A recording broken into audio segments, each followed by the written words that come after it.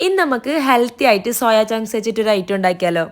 First നമുക്ക് soya chunks ചൂടുവെള്ളത്തിൽ ഒന്ന് സോക്ക് ചെയ്ത് വെക്കാം. അതിലെ വെള്ളം കളഞ്ഞതിന് ശേഷം നമുക്ക് ജാറിലേക്ക് ഇടാം. കൂടെ കുറച്ച് വെളുത്തുള്ളി, മല്ലിയില, പുതിന, ഉപ്പ്, പച്ചമുളക്, ഇഞ്ചി, ചെറിയ ജീരകം ഇത്രയും ഇട്ടും ചതച്ചെടുക്കാം.